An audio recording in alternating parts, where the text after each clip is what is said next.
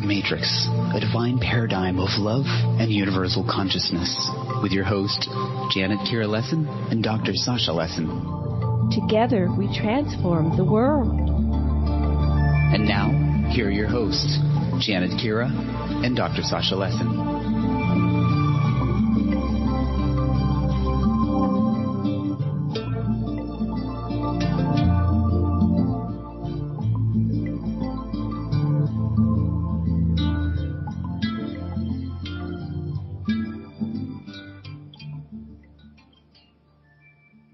Hello, everybody, and welcome to the Sacred Matrix. And I'm your host, Janet Kira Lessin, with my co-host, Dr. Sasha Alex Lessin, and our producer is Deborah DeFranco. And today we're going to interview Dr. Lynne Kitei, and she's going to talk about the Phoenix Lights and all the backstory behind it, the things you've never heard before.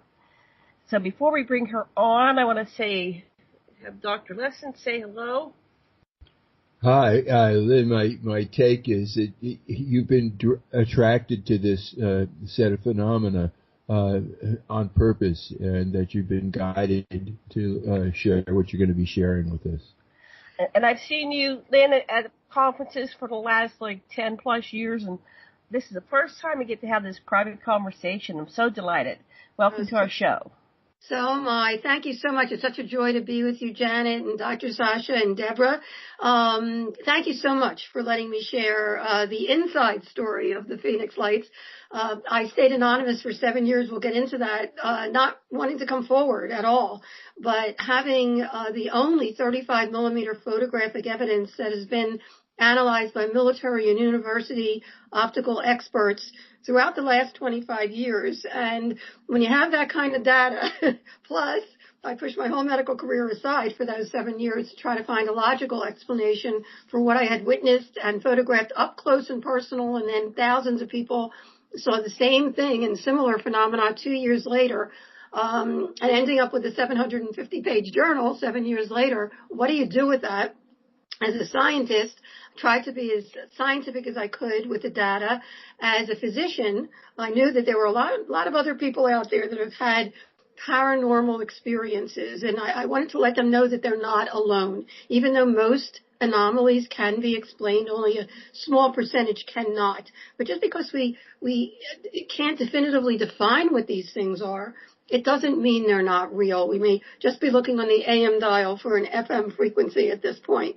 But nonetheless, it's time we get this topic out in the open, address it, accept it, and study it so we can find out not only who's driving these things, but also move forward in our own evolution. And I'll be talking today not only about the technology and the hard data, again, as a scientist, but also a physician, to let people know that it's important to share.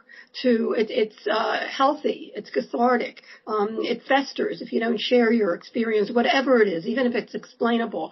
And certainly as an educator, for over 40 years on the reality of vital health issues, I've dedicated, which is very ironic, my life's work to the dissemination of vital health issues. I have a company called Health Education Learning Programs that produces video and workbook curriculums on AIDS and teen pregnancy and substance abuse prevention education. Discovery Education has been distributing them for some time. And when this fell in my lap as an experiencer 2 years before the mass sighting, with no interest or knowledge in this topic at all, and coming involved ultimately in what has become, for anybody that doesn't know out there, about the Phoenix Lights mass sighting in March 13th, 1997, the most witnessed, the most documented, the most important mass anomalous aerial sightings in modern history, if not all of history. But what did you see? I'm sorry? What did you see? Oh, okay. 2 years before the mass sighting. So what's going on in your life when you saw this? Yeah, let's slow it down a little bit. No interest or knowledge. I was very busy bringing up 2 young men to be productive and caring adults, and had my company, of course. And I have to tell you, with no interest or knowledge, I'm a healthy skeptic. So is my husband. He's also a physician. You must be open when someone comes through the door, for anything that comes through the door. But again, we had no interest or knowledge of this. And what's amazing is if anybody goes to, if you're on your website, on your computer or whatever, and you can go to the website Phoenix Lights Network, www.thephoenixlights.net. You can probably Google Phoenix Lights Network and it'll come right up there. And go to the photo page. You'll have an idea about the view from our home. We're pretty high, mountainside in Arizona, in the Phoenix area called Paradise Valley. We're kind of nestled in the mountain range that overlooks the valley. And also in the distance, there are two mountain ranges. And the first picture there shows the topography. South Mountain, which is just south of the airport, and a few miles back are the Estrella Mountain Range, and I'll bring that up as we converse here. But what was interesting is that one wall of our bedroom is a window. So whatever pops up out there, whether we see planes coming in and out of Sky Harbor or helicopters or street lights and car lights and whatever pops up out there, haboobs, these dust storms or a fire in the distance, we get to see if we're in our bedroom. And there are a lot of coincidences. I think you guys are going to appreciate this that have occurred. I don't believe in coincidence any longer. And this was the first one.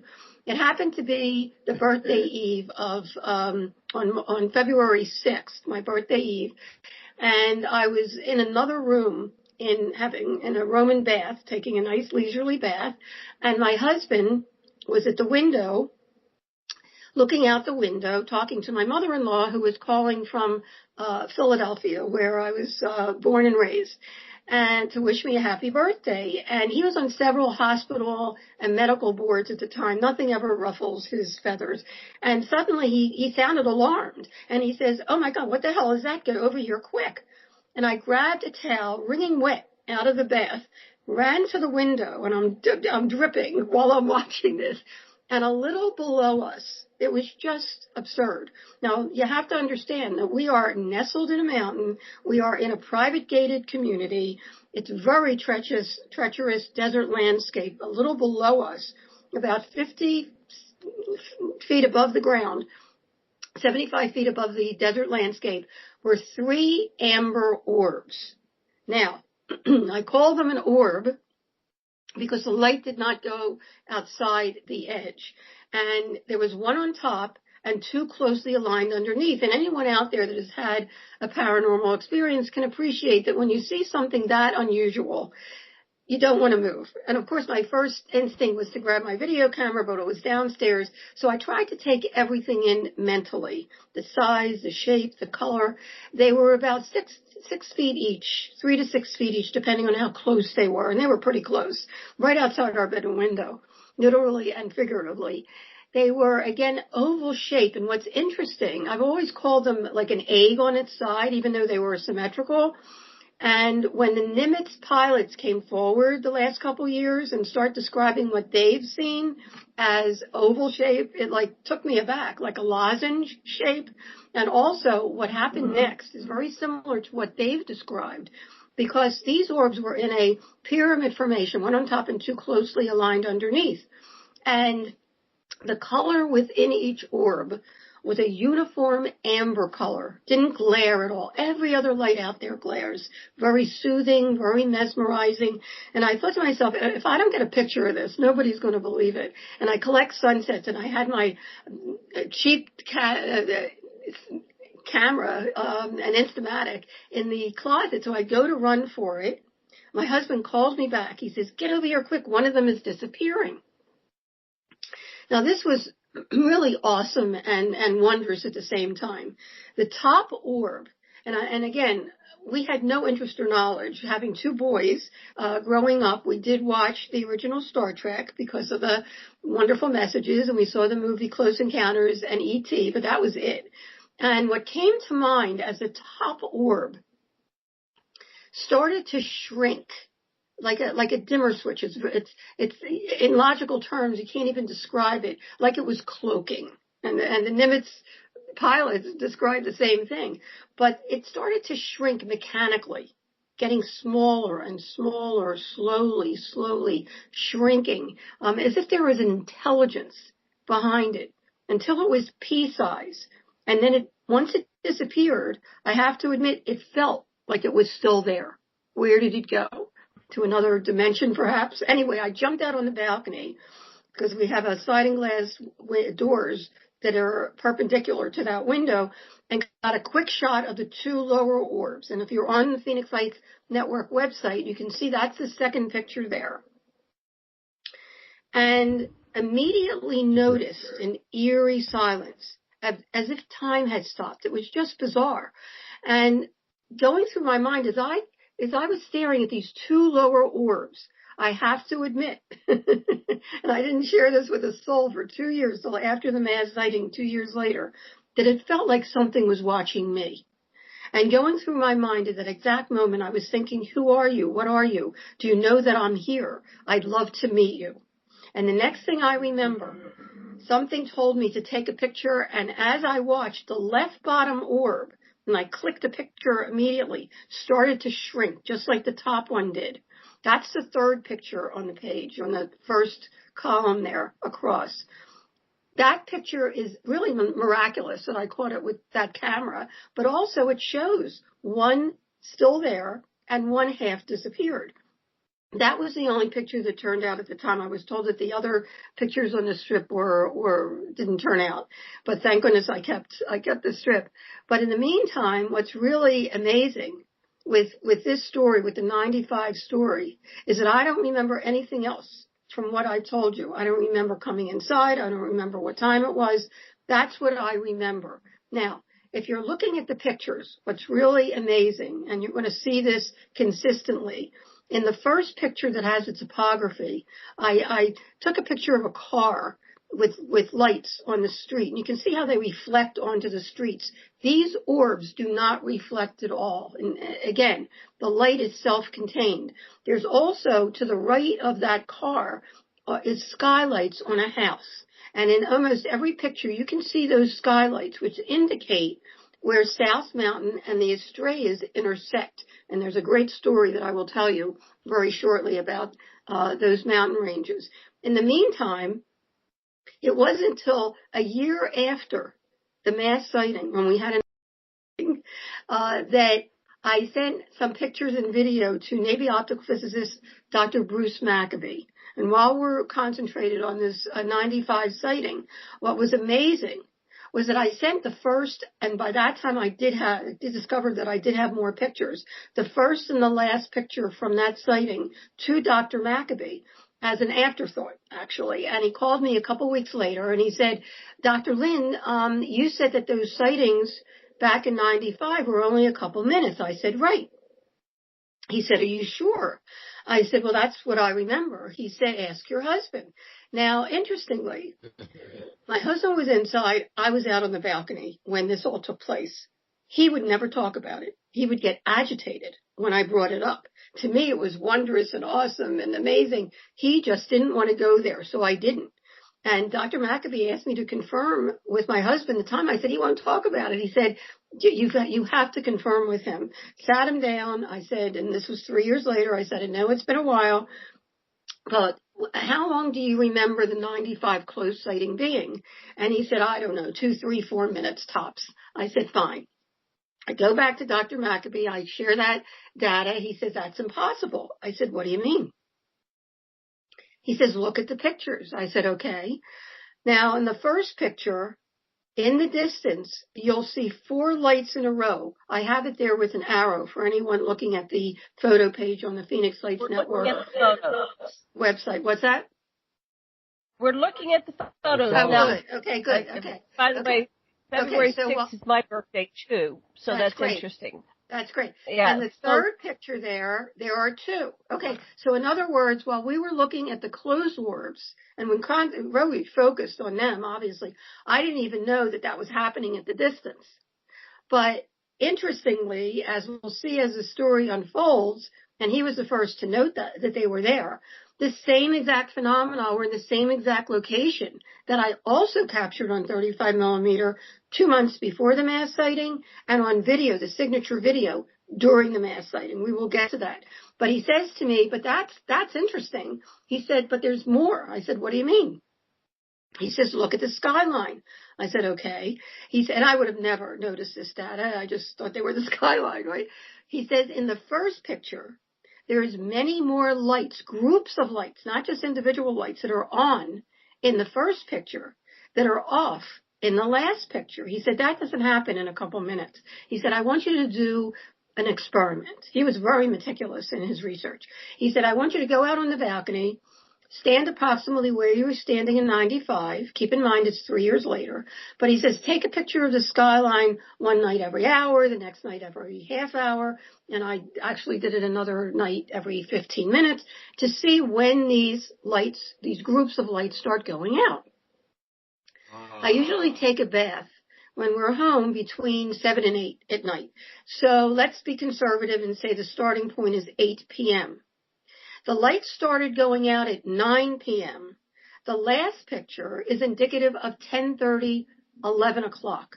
Okay. And he says to me, I'd like to present this case at the upcoming 1999 MUFON International Symposium. And I said, hey, this is your baby. I would have never, ever known this data, but I really am staying anonymous, and I really would appreciate if you would keep my name out of it, which he was kind enough to do, as were the handful of other people that knew what I had at this point, because I didn't know what I was going to do with it. At any rate, he presented the case in 1999 as the first, and as far as we know, the only authenticated photographic evidence of missing time. Now, it took me a long time to share this because I still can't get my head around it. What I shared with you is what I remember. But nonetheless, here I am sharing the Phoenix Lights with you 25 years later. We'll continue. Okay, so tuck that away. And by the way, we have his 21. I can't hear you.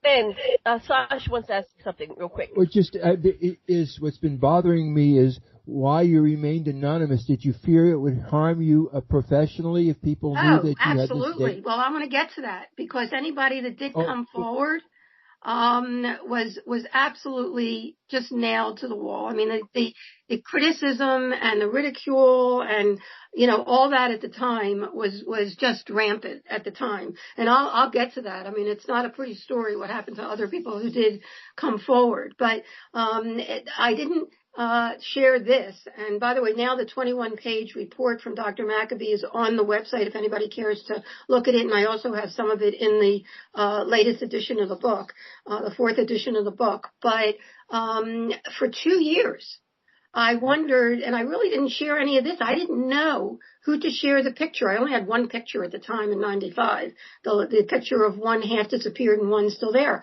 But I knew no one who was into the topic. I wasn't going to start asking around because of the controversy of the topic. So I just wondered for 2 years, what this advanced technology, which I knew nothing about, didn't exist, was right outside our bedroom window. And of course, when we were in our bedroom window, and I have to admit that I did look out in the sky quite often to see if I would see these again, which I did not until January 22nd. I'm lying in bed, and I notice in the distance, far northwest, are 3 huge amber balls of light, equidistant in a line formation. And I'm thinking, wait a minute, they're amber, they're in a formation, they're hovering for minutes, strangely similar to 95. And I watched each one as they imploded, they shrunk from right to left. Consistently, these things seem to shrink from right to left, but whatever. From right to left, and they were gone. I mentioned it to my husband, and, as usual, he said, do I still have to go to work tomorrow? I mean, he would make a joke out of it. And yes, and in the meantime, the next night, he was at a medical board meeting, January 23rd, 97. And I happened to be in the bedroom at the time, and I noticed out of the sliding glass doors that now the same 3 lights in a row were in front of South Mountain. And I knew they were in front of South Mountain because there's red blinking lights, tall blinking lights on South Mountain to alert planes coming into Sky Harbor, which is just in front of South Mountain. And these were lower than the lights. So I figured, enough. I'm getting my video camera. I go outside. I get about 18 seconds worth. The battery goes dead. It was charged. I was it was frustrating. But I go inside. I hook up the battery. I go outside, they're gone. About a half hour later, my husband comes up the driveway, and we have a pretty steep driveway up the mountain. And when he gets up there, I went outside and I said, remember I told you about the 3 huge amber lights in a row last night far west? Well, about a half hour ago, they were right in front of South Mountain. As I'm pointing to South Mountain, they reappear in the same spot. It was like, oh my goodness, this is incredible. I run upstairs. Now, mind you, on video, and that's why I'm so glad that my video actually died at the time, because the footage does not do it justice. Anybody that's seen the footage of the Phoenix Lights, they're white, they flicker, they're much smaller than in real life. Nonetheless, the formations are very compelling. But if you don't really have a trained eye, you don't realize that. But in the meantime, I grab my 35 millimeter, I get out onto the balcony, I'm just ready to shoot the 3. Suddenly, 6 lights pop on, massive span, over a mile wide, equidistantly spaced. I started to shake, and if you look at that picture, which is the last one on the top row there, it's wavy because I was shaking. Not having an explanation for 95, I mean, just popped in my head. Is this a mothership or a fleet? Or, I mean, it was just unbelievably awesome. And thank goodness I kept clicking away. On the second row down, the first picture there is 5 lights like in a V, and it looks like 2 are underneath. Now, this was 2 months before the mass sighting, but thousands of people would describe during the mass sighting on March 13th, 1997, that what they witnessed was 5 lights in a massive V formation with 2 trailing. We even have radio shows where people are describing that. As the 3 lights on the bottom are disappearing, now there's 1 light underneath in that second picture, the top formation is turning into a V.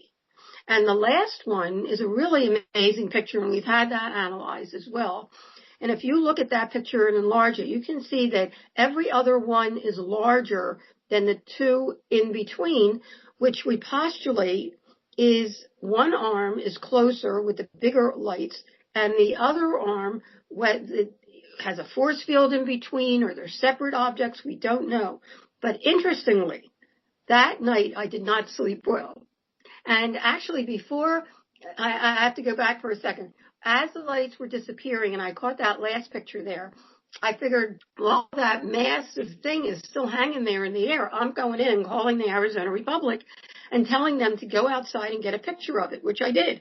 By the time I finished the sentence, it was gone. I wanted somebody to tell me what it was. Did not sleep well that night, I have to say, and woke up the next morning and I thought, okay, come on, there's got to be a logical explanation for this. I'll just hunt it out. So I called the Arizona Republic again. I said, did anybody call last night to report strange lights in front of South Mountain? She gets off. She gets right back on. She said, nope, nobody called. Well, I know I called. So I said, okay. I said, my husband and I saw something unusual, right? And I did get pictures of it. I just want to find out what it might have been. She says, well, sometimes they do experimental maneuvers from Luke Air Force Base, which is not far in the outlying Phoenix area, and they don't tell the public about it. Maybe they did something, and that sounded reasonable, but you know what? I had to find out. So I call the Luke Air Force Base, and I get an operator on the phone, and I tried to be very professional. My husband and I are both physicians. We live mountainside in Paradise Valley. We saw some strange lights last night in front of South Mountain. Do you know what they might have been? And from the get-go, she had an attitude. And she said, well, they didn't come in from here, and they didn't come out from here, so we had nothing to do with it. I said, well, be that as it may, we did see something unusual. Can you help me out here? I want to find out what they were. She says, well, yeah, you did say that it was near the airport. Maybe they saw something there. Okay. Now it was a mission. I had to find out. So I called the FAA, and I got a really nice operator on the phone, told her the same thing. She said, you know what? Maybe some of the controllers saw something last night. Let me ask. I said, great. Kept me hanging for a bit. She gets back on. She said, actually, there was a group of air traffic controllers there last night that did see some unusual lights. And a couple of them are here this morning. I said, whoa. I said, please put them on the phone so we can confer that it was the same thing. Now, the guy that got on the phone initially, I had met subsequently, and we actually had a briefing later at Village Labs, and he's a really low-key guy. He was more excited than me. He said, oh my goodness, did you see the types of where you go from each other hovering information last night at 8:30? I said, yes, that's why I'm calling. He said, I can't believe you saw them. He said, 3 popped up at 8 o'clock. I said, I saw them too. He said, we got alarmed. Now this is really important data, because they popped up over Class B restricted airspace. There's a 30-mile radius around the center of the airport. Anyone that comes into that radius, especially 1,000 feet altitude that these were, must call into the tower, and no one did. So they got alarmed. They look on radar, did not show up on radar. Then they disappeared. When the 6 popped up at 8:30, they really got nervous because, again, this was about 1,000 feet altitude over Class B restricted airspace. They took their high-powered binoculars to look, and in their own words, they saw 6 points of light totally equidistant from each other, massive span over a mile wide, that seemed to be attached to something, but they couldn't quite see what these lights were attached to. Or they might have had a force field holding them in rock-solid formation, just like that picture that I took. And the guy that I was talking to was a meteorologist. And this is another important fact. He said the entire thing turned as a unit against the wind, then elevated slowly and went behind South Mountain, moved in synchrony behind South Mountain. So I said, so what was it? And there was silence. And then he said, beats me. I said, you're an air traffic controller. You're supposed to know what's in our airspace. And you don't know what it is. He said that they all conferred. They ruled out every conventional aircraft, balloons, Chinese lanterns, holograms, as well as flares, and even skydivers with lights. They ruled out everything possible. To them, they were true unknowns. And these are professional sky watchers, okay? Anyway, we kept in contact up until and including March 13th, 1997. Now, I'm going to go back a little bit because a couple weeks before then, it was getting a little ridiculous. I kept on, every time I saw these lights, I don't know, the scientist in me or whatever, I had to run out and take pictures of these things. And my husband was getting a little annoyed with me. So I started showing the video to my friends. And I said, does anybody know anyone in the UFO field? And this is how close I was, guys. A friend of a friend had a neighbor who had a friend who knew the past president of MUFON, Mutual UFO Network, which I had never heard of at the time. And I said, great. And I called him up. And he hadn't heard about the lights, but there were other people actually not only taking pictures of the lights, but one of them, Steve Blonder, called up MUFON to go on his balcony the night of the mass sighting.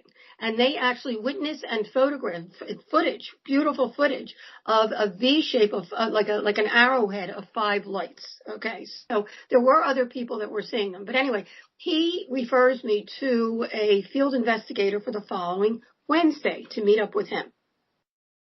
He calls me on Tuesday to say the then state director wanted to be there, Tom Taylor, but his mom had passed on Saturday and the funeral was Wednesday morning. Could we postpone? And it was really getting ridiculous. I said, oh my. I said, I am so busy for another 2-3 weeks, but I have a window of opportunity Friday about 10 o'clock. He said, great. Okay. Friday comes, I knock on his door. He opens the door. The first thing he says to me is, did you see the mass sighting last night? I said, whoa, I saw something very similar to what I shared with you that I saw 2 months ago.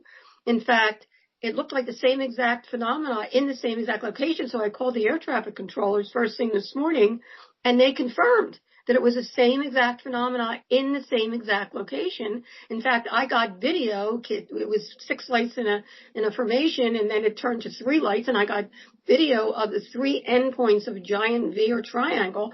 And he said, that's great because NBC was coming to interview him in a half an hour. I said, whoa. I actually started out for medical school doing health reporting for NBC in Philadelphia. And then a syndication grew from that they were actually showing at CBS here when we moved to Phoenix in 1980. And then in the early 80s, I did a health program at NBC here and then for USA Cable. And I said, hey, somebody recognize me. I don't know if we're dealing with military or a hoax or whatever. I said, but you know what? It's not about me. It's never been about me. It's about the data. I said, take a copy of the video, share it with whoever. I'm out of here. And I left. That afternoon, okay, that was the day after the mass sighting, and I'll get back to the mass sighting. But that afternoon, my video was on every news station, which was very exciting because, here I've been seeing them for a couple of years, and now I'm learning that hundreds of thousands of people were seeing not only these orbs information, but also actual craft, which I will get to. And my video is what they're looking at. It was great that they saw what we had seen. And actually the 9:00 news, a couple other videos, the Arrowhead which by the way, the Arrowhead and my video were taken before 10:00. There were two Boomerang videos, huge Boomerang, you've probably seen them on TV, that were taken after 10:00. That's significant. We'll get to that. But in the meantime, back to March 13th, 1997, while thousands of people were looking skyward for a glimpse of the Hale-Bopp comet, they also caught a glimpse of we're talking the director of the UFO Reporting Center in Seattle, Washington, Peter Davenport, actually announced a couple years ago that there were objects that were 8 miles wide. And we have credible people that saw, actually we have a couple that was in Mensa that were also realtors that were out in Carefree with stakes in the ground. And they guesstimated that the craft that just went right over them, that had gunmetal on the bottom and windows with beings at the windows, was over 2 miles wide. It's just amazing when you hear the stories, the technology itself. For anybody that's heard anything out there, okay, there is so much misinformation. That's why I'm so grateful that you're letting me share this. And one of the main reasons I came forward, because most people have heard that it was a couple hours between 8 and 10, and it was 2 events. I am here to tell you that there is much more to this story. Not only did the sighting begin, the major mass sighting started at 3 p.m. in the afternoon, daylight sighting of the same phenomena, craft and orbs. 5:00 hour in New Mexico, there were Native Americans who witnessed and reported it. 7:00 hour, and for several hours in California, they were reporting it. In fact, there was a pilot, took her a few years to contact me, who, and she still hasn't come out publicly, but I do have her story in the book, that said that she was en route, a commercial airline, was en route with 140 passengers and crew from Phoenix to California. And as they're passing by Las Vegas, one of the mile-wide craft was over Vegas. And she immediately called the radar to see if they were pinging anything because it was so bizarre. And at about the same time, another commercial pilot called in to say, what the hell is this in front of me? It's covering Las Vegas. And an authoritative voice came on the speaker and started asking questions and kind of freaked out the pilots. And they said, no, I think we were mistaken from what we saw. About a half hour later, they're at 30,000 feet, getting close to California. Suddenly, there's a giant flare a half a mile away on one side of the craft, and on the other side, whizzing by them, she said she almost jumped out of her seat, was a military aircraft. Now, I don't know what kind of message that was, but she immediately called her husband and said, don't answer the door, answer the phone. At any rate, the sightings continue. Now, keep in mind that between 8 and 10 is when most people are outside looking up at the sky at the Hale-Bopp comet, when they also got a glimpse of these mile to 8 mile wide, not only orbs information, but different craft. If you go to the GAP page, GAP, the Geospatial Animation Project, on the Phoenix Lights Network website, you will see an amazing 12-year study, meticulous study of thousands of reports from the National UFO Reporting Center in Seattle, Washington, Arizona MUFON, Mutual UFO Network, Village Labs, which was a computer lab, huge computer lab right near Arizona State University that took many of the reports and also analyzed my pictures as well as others, as well as the only person that came forward, and I'll get to that, months later, from the government was former Phoenix Vice Mayor Councilwoman Frances Barwood, who innocently asked for an investigation in May, and she was just plastered. But at this time, 12 years later, they decided that there were 10 different craft. Now, and 2 or more people, by the way, had to see the same craft to be in the study. Now, whether it was one craft that could morph, the perspective from where the person was standing, or an actual parade, which is what the investigators finally concluded, because not only was this seen in different states, but the mass sighting continued till 5:30 the next morning. We have a Boeing crewman that actually told me personally, he would not come forward, but he shared with me in confidence that the whole Boeing crew was coming into Sky Harbor International Airport, and one of these mile-wide craft was over his tarmac. I mean, it's just miraculous when you think of not only all the people that saw it, and we're talking between 10 to 20,000 people that were outside. I mean, people were outside looking up at the sky at the time. People asked, why aren't there more pictures? Well, we had those clunky phones at the time that didn't have cameras in them, plus the fact that some people did take their camera outside, but they couldn't see what. I'm sorry? It was a parade. You could see it was going from one to the direction. Exactly. There were many things happening at the same time. The people that did try to take pictures, the thing was so huge that it blocked out the stars. And if you look at the gap page, you'll see those crafts look very different. They had different numbers of lights. They were different shapes. They were V-shape, delta shape, boomerang shape, even dish shape. Okay, were seen by pilots. Okay, so there was a lot going on. Now the technology itself, that's what gets me. We have not seen this technology yet in 25 years. We're talking about these massive craft at rooftop level. People were standing right underneath these craft. We have a pilot in the documentary who describes these lights as huge canisters of spinning energy. Some people, now this is interesting, reported that these orbs, these lights, came off of the main object, went out into the environment, and then redocked with it later. Is that what happened in 95? I leave that to the audience, okay? But also, some people saw these craft split in two and then shoot straight up, and I have to share, this was totally silent.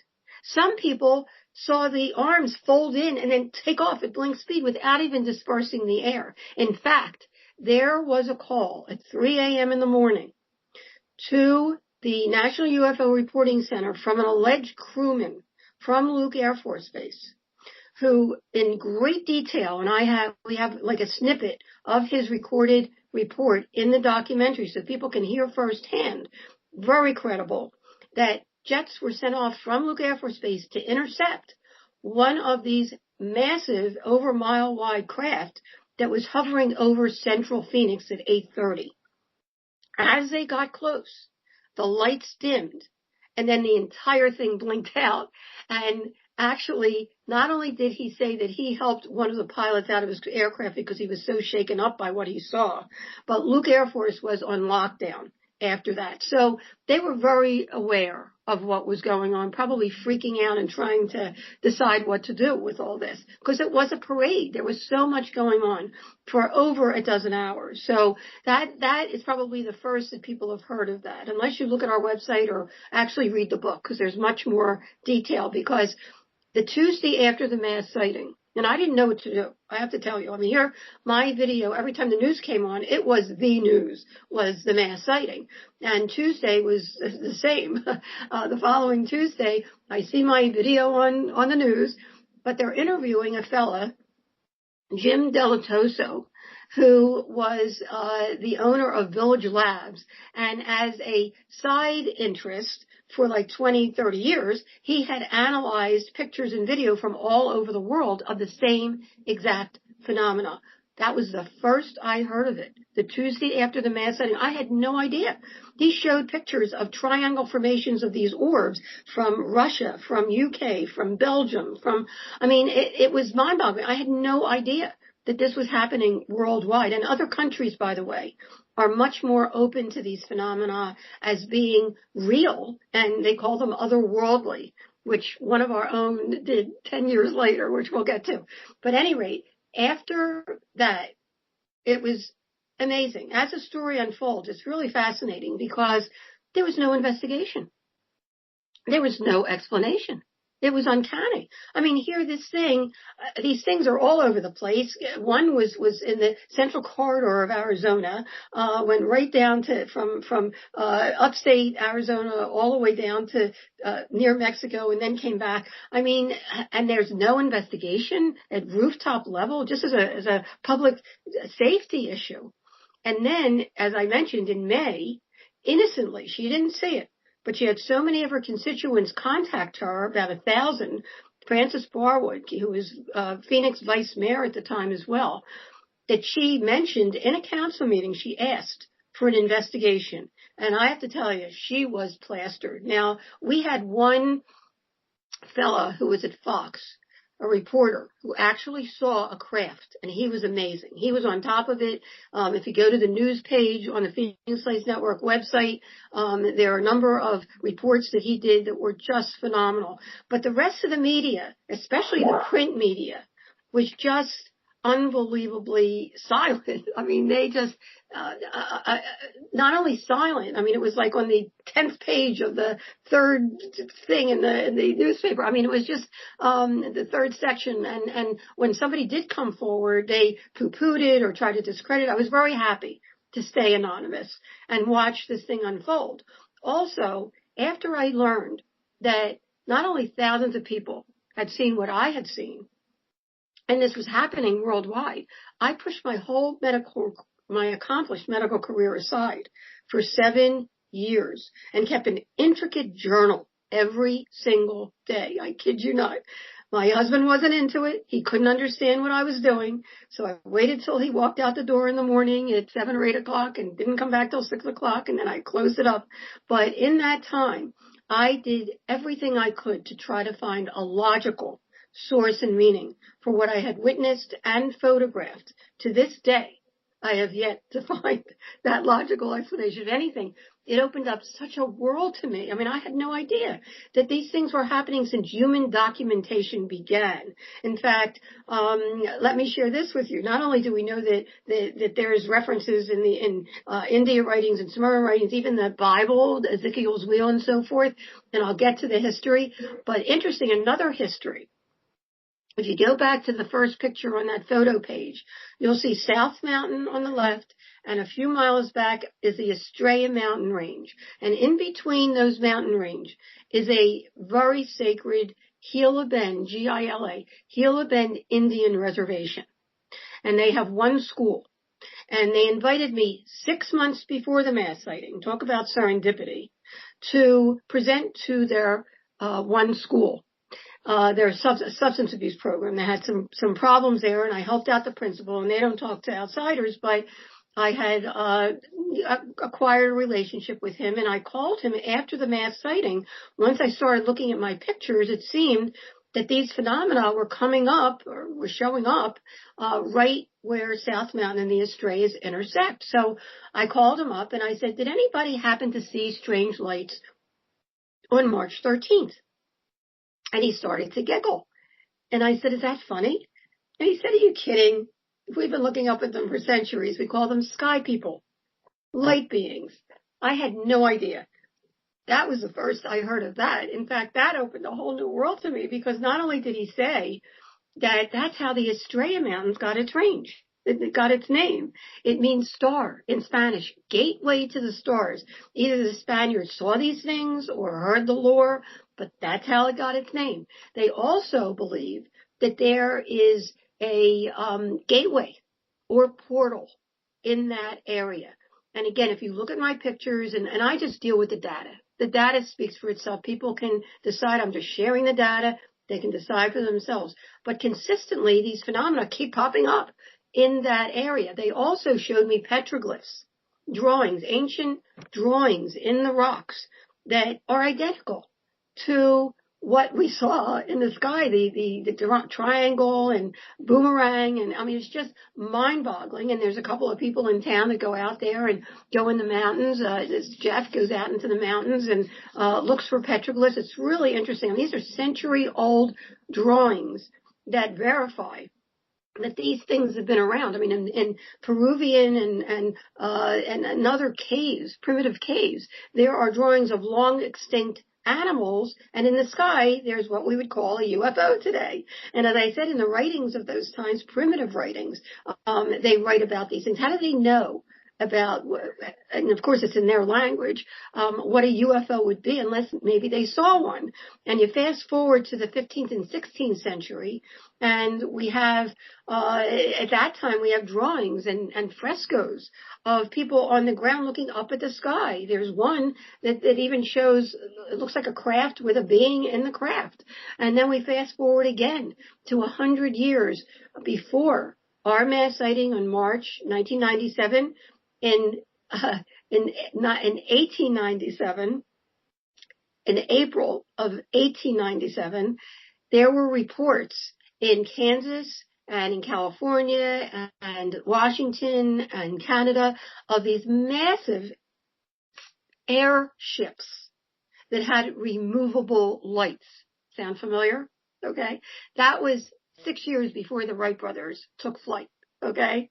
And then we fast forward again to World War II, when what they called Foo Fighters, these amber orbs in rock solid formation. In fact, I contacted Dr. Richard Haynes, who headed RCAP, which actually investigated thousands of pilot sightings of these things. And he thought that our sighting, our close sighting, was identical to what they called Foo Fighters, these orbs that each side thought the other side had this advanced spy technology because they were flying around their ships. And it wasn't until after the war, when they tried, everybody, the United States and Germany and Japan, tried to find out who had the spy technology, and they couldn't find out who did.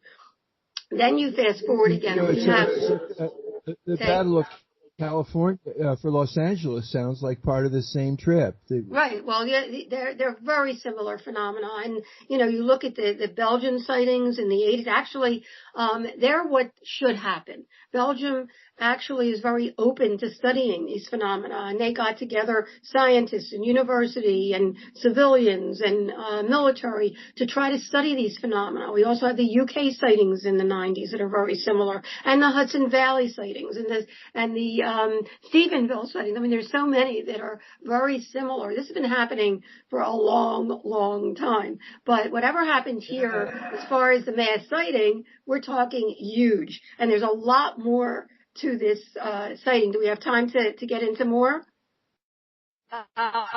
Wait, I want to ask a question. Yeah, we're going to have another hour, so if you want to stay with us, because we got a lot to talk about. Wow. So I wanted to ask you, you said that people saw beings in the windows. Yes. Which types they were? They couldn't tell what they were, but they felt like they were looking at them as intently as they were looking back at them. I mean, you know, during the mass sighting, I have to mention this. You brought up a really good point. During the mass sighting, some people got telepathic messages. We're going to, I'm going to talk about something later that's really interesting. A person that came forward, a pilot that came forward just a couple years ago, who actually is a celebrity, who came into Sky Harbor at the exact time that I was videotaping my video, and he didn't come forward until a couple of years ago. I'll get to that one. But in the meantime, I have to mention that there was not one, this is really important data, not one report of harm, threat, or abduction associated with the Phoenix Lights phenomena ever that I've heard, especially the Phoenix Lights mass sighting. If anything, it was just the opposite.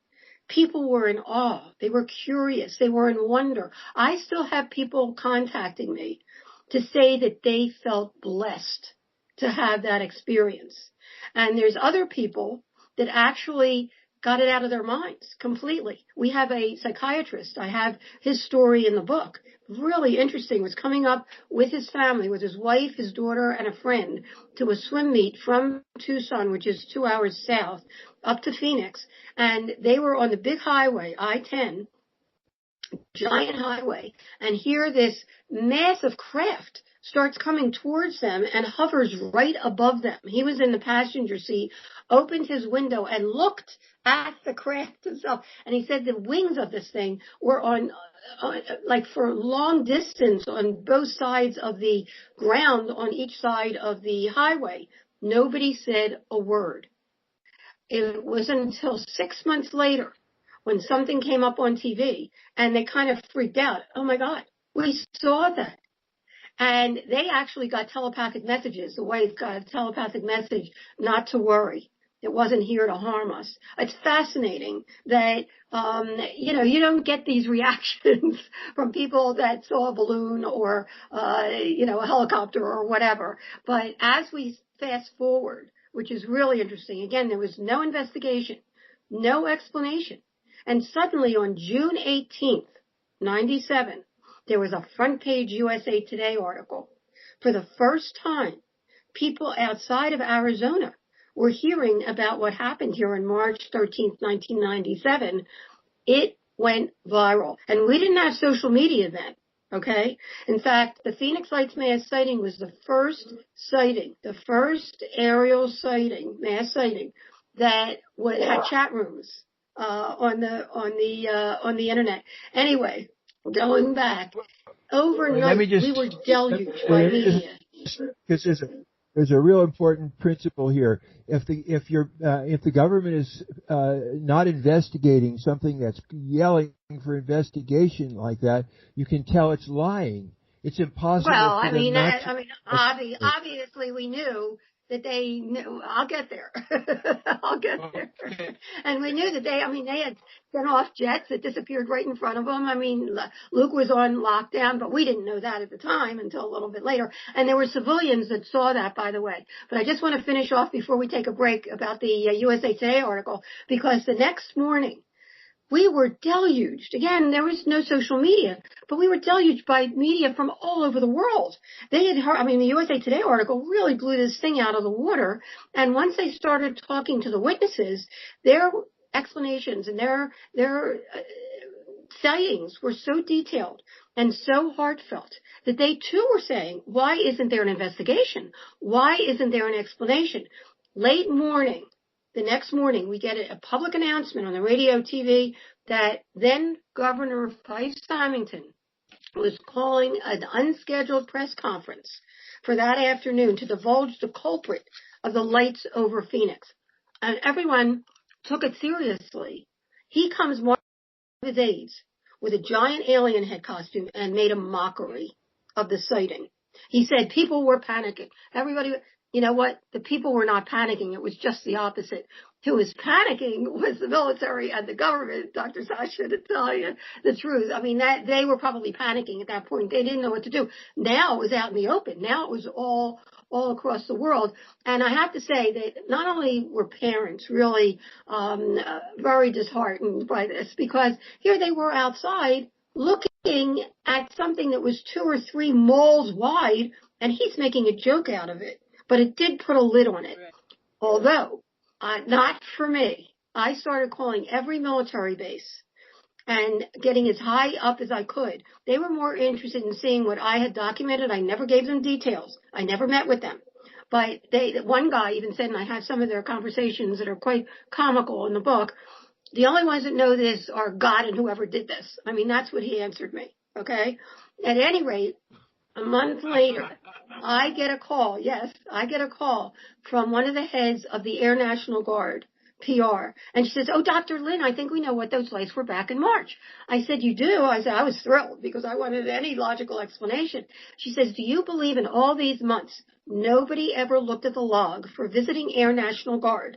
And the Maryland Air National Guard was in town sending off military illumination flares that night, and in Operation Snowbird, which I came to learn afterwards in military terms mean diversionary tactical maneuvers. Now, they may have been sending off flares somewhere, but we don't have one witness to the true unknowns that describe what flares do.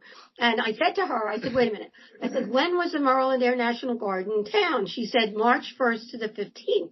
I said, were they in town in January? She said, oh, no. I said, are you sure? She said, absolutely not. I said, well, I have photographic evidence, 35 millimeter, of the same exact phenomenon in the same exact location 2 months before the mass sighting over Class B restricted airspace, 1,000 feet altitude, confirmed the next morning in January and the morning after the mass sighting as appearing over Class B restricted airspace. And she says to me, you never told me that. And I said, now, wait a minute. And you're trying to tell me that flares that cannot keep a formation, that drift and drop with the wind, and I had educated myself to what they do. They're on parachutes, and they drop haphazardly. They have huge smoke trails that are illuminated by the flare itself. They illuminate the area. That's what they're used for. And not one person described that, by the way. And I said to her, and you're trying to tell me that flares that cannot keep a formation traverse the entire state in a rock-solid, mile-wide, equidistantly spaced V formation for hours? And she says, I have a call coming in. I'll get back to you. Well, I'm still waiting, guys. There's a lot more, but we'll get to that after the break. Yeah.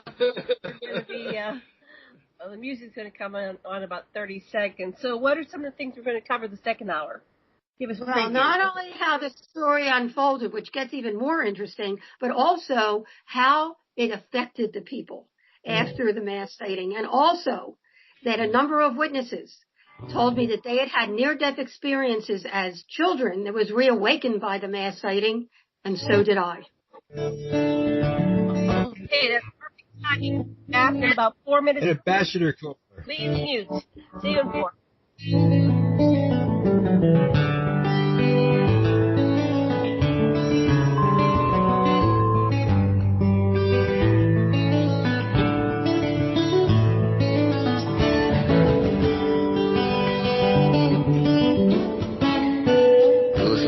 Radio at freedomslips.com, and we'll be right back after this message.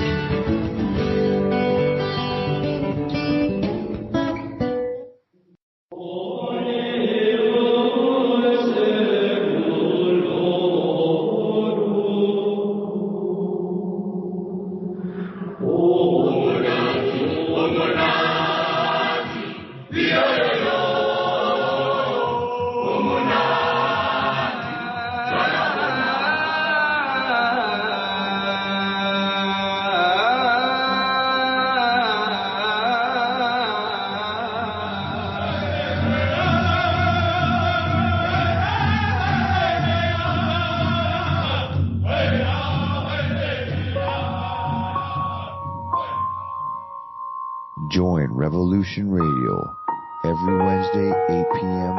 Eastern Time on Studio B for Momentary Zen with host Zen Garcia at freedomslips.com, the People Station.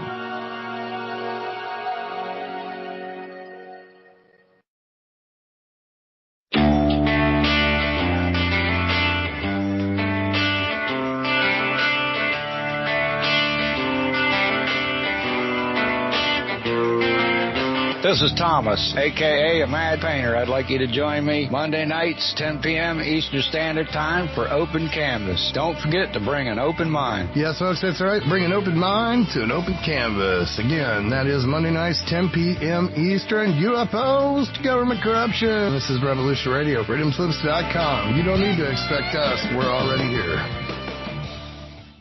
This is the people's war. It is our war. We are the fighters. Fight it then. Fight it with all that is in us. And may God defend the right. Warning! Warning! We've got to stop them! They're going to kill us all! See how the trouble you've started? be they the government, be they industry, be they organized labor, be they anyone, or human beings. Time when the operation of the machine becomes so odious, makes you so sick at heart that you can't take part. You can't even passively take part. And you've got to put your bodies upon the gears and upon the wheels, upon the levers, upon all the apparatus, and you've got to make it stop. And you've got to indicate to the people who run it, to the people who own it, that unless you're free, the machine will be prevented from working at all. Revolution Radio at freedomslips.com, the #1 listener-supported talk radio station, throwing ourselves upon the gears of the machine. Revolution Radio, where information never sleeps. You called down the thunder, well now you got it. Right. You tell them I'm coming, and hell's coming with me, you hear? Hell's coming with me! Revolution Radio.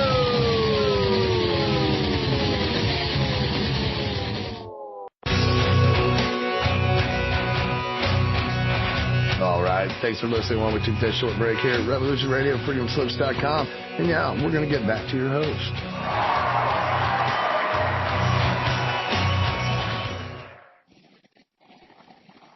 Aloha and welcome back to Sacred Matrix. I'm Janet Carol Lesson with Dr. Sasha Alex Lesson, our producer Deborah DeFranco, and you're listening to Revolution Radio, Studio B. Our guest today is Dr. Lynne D. Kitei, and we're talking about lots of things about the Phoenix Lights mystery and everything around it and before it and after it, and tying in these, connecting dots from around the world. So before I get back to our show, I'd like to remind everybody to please go over to revolution.radio, the website, and make your donation. At the top left is a tab for your one-time donation, and there's a Patreon tab for your recurring donation, and we do thank you very much for donating because it allows us to bring you shows like ours. So we appreciate you. Thank you a lot.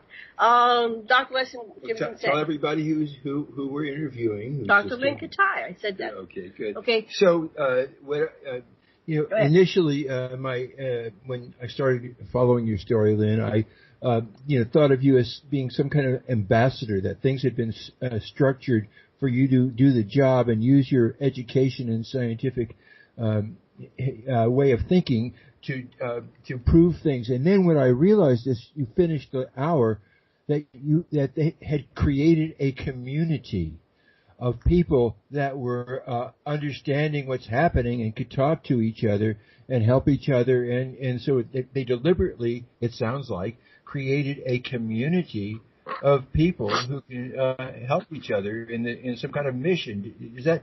Do I got you right, or is that just far out? No, it's great that it's great that you brought that up, because going back to the native cultures, and what they shared with me, and the principal at the Gila Bend Indian Reservation, shared with me, and I found out later, I mean, even the Hopi, Native Americans right here in Arizona have protocols to invite these phenomena, and they welcome them. They truly believe that there are other intelligences out there coming to give them knowledge. Some of them think that they're spirit world to give them comfort and also inspiration. And I have to admit, for whatever reason, I've been inspired to do this.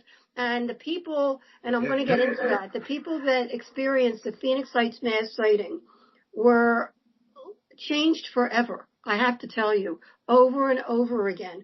And it's very interesting. I was starting to mention that a number of witnesses, including that psychiatrist, by the way, had near-death experiences as children that was reawakened by the mass sighting. And I found, that really hit me hard, because I did too. Right before the mass sighting, if anybody gets a hold of the book, and it's in its 4th print now, and I recommend the ebook, because it has colored pictures and live links to go off and investigate. But nonetheless, when I was doing my 750-page journal, and it was a mishmash of so much data, of witness reports and media reports and how the story unfolded, which I still haven't finished. I want to finish that first. But also, I figured, you know what, I'm just going to go for it and put the whole thing in that. And I'm going to get back to this in a second, but I just wanted to finish how the story unfolded first, because it gets even more interesting. Because if you fast forward to right after the 10th anniversary of the mass sighting, the former governor, Fife Symington, who had mocked the sighting in 97, actually came forward, bravely disclosed that he witnessed one of these mile-wide craft himself.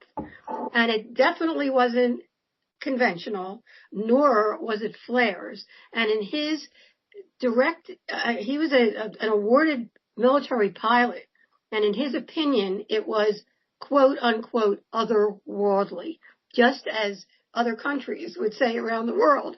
And that was really a wonderful step forward, because it was the first time that an elected official, even though he wasn't in office at the time, actually came forward to admit that he not only saw it, but that it was otherworldly. Now, in 2017, we fast forward again, and I'm almost finished with how the story unfolded, although it's continuing to unfold as we speak. Different witnesses keep coming forward. Military are coming forward now that are retiring. It's just fascinating. That's why instead of writing a new book, that wasn't my focus. I wanted people to see the data. That's why, even though I was asked to write a second book, I said no. The first book's gotta be out there. I'll just add chapters, and that's what I've done ever since. And now we're in the 4th edition. But in 2017, most people out there probably know that there was an article in the New York Times that divulged that the Pentagon had received $22 million. Harry Reid had organized this study of, and that's the first one they've admitted, even though we could go way back to Project Blue Book and all that, but if we have time. But at any rate, they admitted that they were actually studying these phenomena that they, for the military and pilots. And since then, as I mentioned, Nimitz pilots, Navy pilots have come forward with not only video, but also divulging that these things were oval shaped, that they seemed to be cloaking, that they took off at, blink speed. I mean, very similar to what we saw with the Phoenix Lights.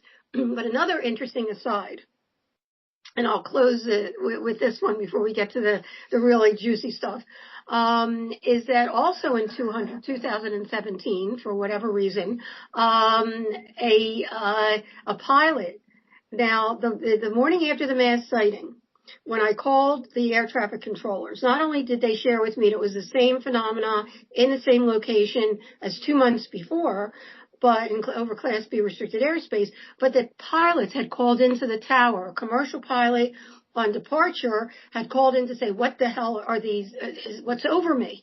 And a private pilot called in, he was about a half mile out, to say that he was witnessing the 6 lights in a V formation, just like what I got out on the balcony and was shooting at the same time. And that pilot finally came forward, and his name, he's actor Kurt Russell, which is pretty amazing. And if you go on the, he finally came forward in 2017.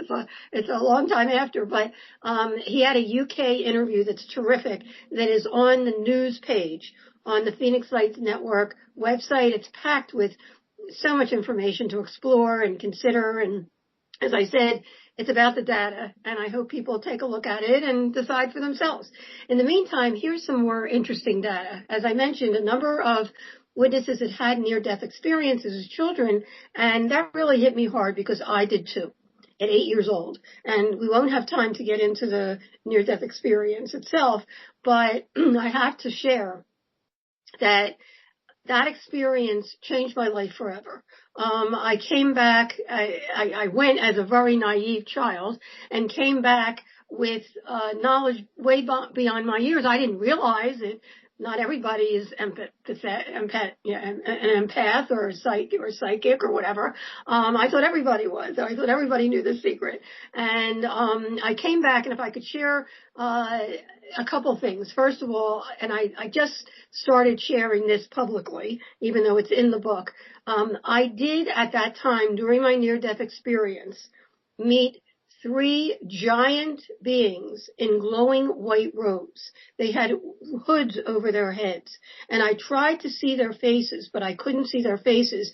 But I could feel the unconditional love that they had for me. They knew they knew who I was inside. And as I said, I came back from that not only with knowledge way beyond my years, but also a knowing, not a belief, but a knowing that we are not alone, and feeling that these beings, these three beings, have been with me.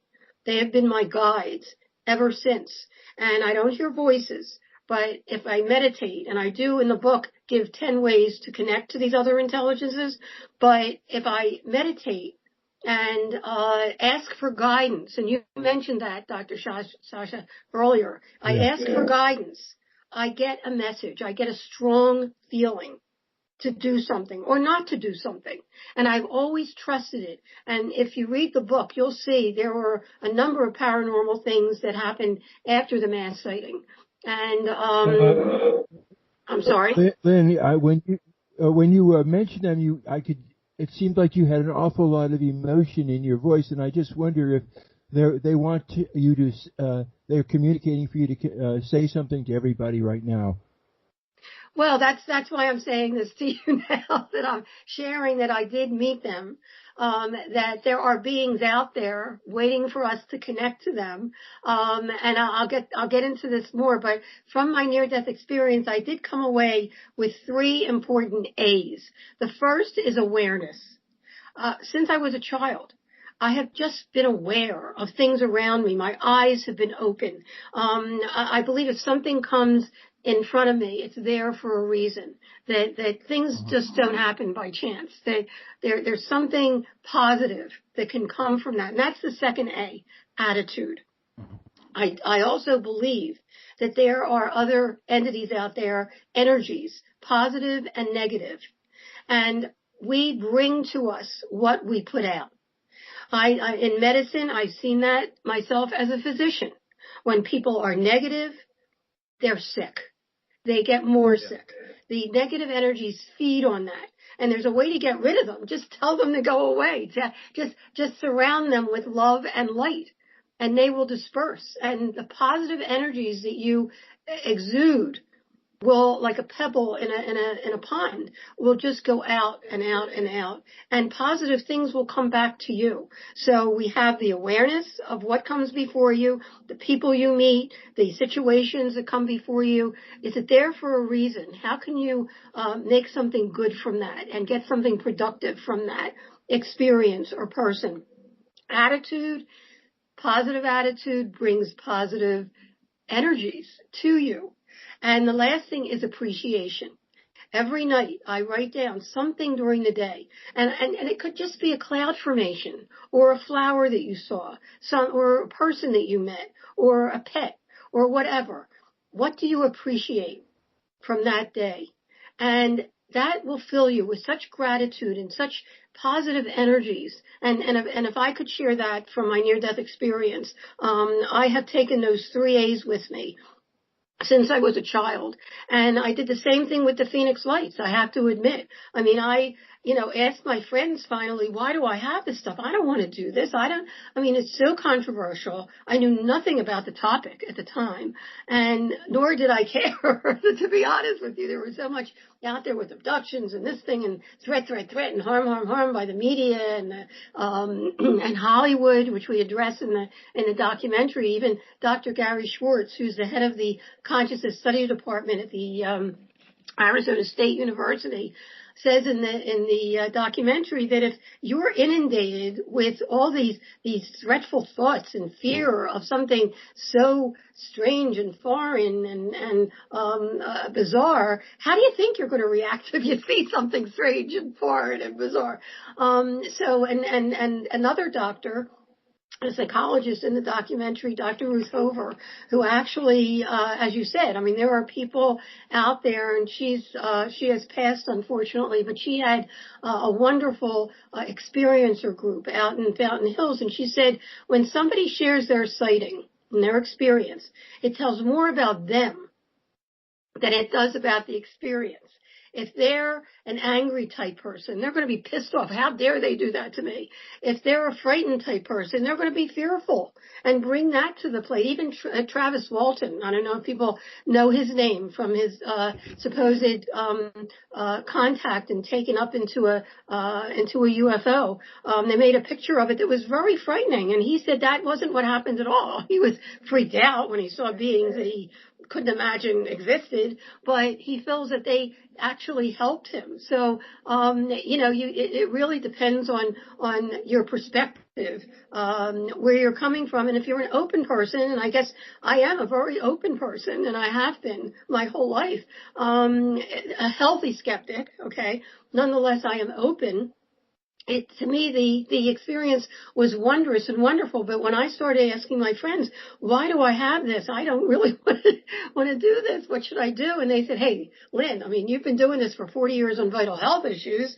It's a no-brainer for you. You can do this with this vital issue. And I have to admit, I went out on the balcony. I looked up at the sky. I just asked for guidance. I said, hey, if this is real, I mean, I was meditating at the time.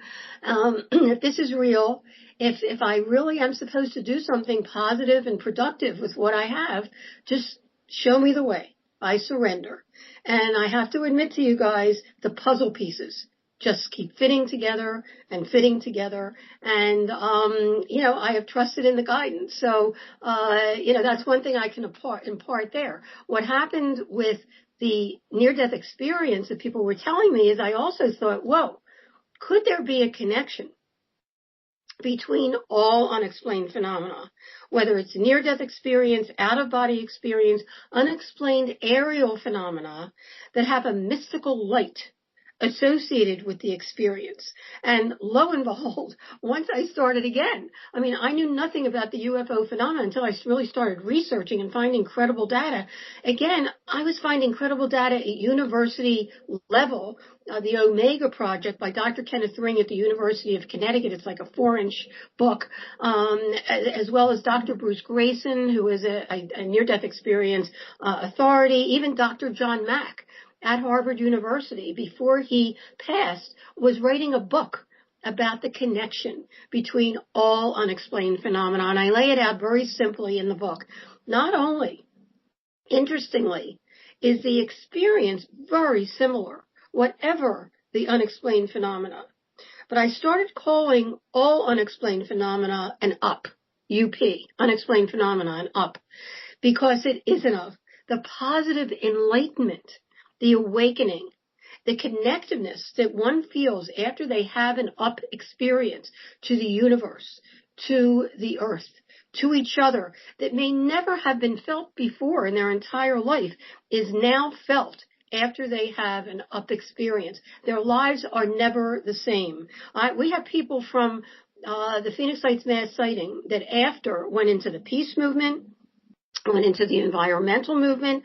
My own husband, I have to tell you, he doesn't eat meat. He was a Philly boy. He grew up with meat and potatoes. He will not eat meat after the Phoenix Lights mass sighting. It's amazing how lives really, really changed and transformed to the positive. And as I mentioned earlier, I mean, people still feel blessed to have had the experience. Again, it's not a belief. It's a knowing. And I'm going to run, and if you guys want to talk among yourselves for a second, I thought I had it here. I'm going to run and get the book, because there's something that I do want to read to you that happened a month after the mass sighting, if I may. Can I just run for a second? Sure. Is that okay? I'll wrap a little bit. Let me run. I thought I had it here. I'll be right back. It's fine. So, this is the way a person who can center themselves operates. If you come from your awareness, from your fair witness, you can sense this, whether it's okay for you to say stuff and when you should keep your mouth shut. And what Lynn did was she waited until the right time. She didn't get plastered, as she calls it, because she could sense her environment, but she was aware of these two sides of her, a private side and the side that wanted so much to share going on. And when you can comprehend and embrace both sides of yourself, that's how you generate an aware ego process, what we would call a center. And it's a beautiful example. I'm so inspired. Well, I really appreciate that. I'm back. I appreciate that. Because you want to say something? Show ends, I want you to unpack and tell us a little bit more about your encounter with, you said you had an encounter, right, with extraterrestrials? No, I had an encounter, well, since I had my near-death experience as a child, I thought that they were spirits, okay? Spirit guides. But now, and as I mentioned, they had hoods over their heads. I tried to see their faces, but I couldn't see their faces. But I did feel the unconditional love that they had for me. It was just unbelievable. I mean, like I said, I came back feeling that they have been with me. I mean, some people have even asked me if the three lights outside our window might have been them. I don't know. But threes, combination of threes happened a lot in my life. But, the bottom line, and I appreciate what you said, Dr. Sasha, because, I really didn't want to come forward. I wanted to stay anonymous. I tried to stay anonymous the best that I could. There were only a handful of people that knew what I had, but I had to do my homework.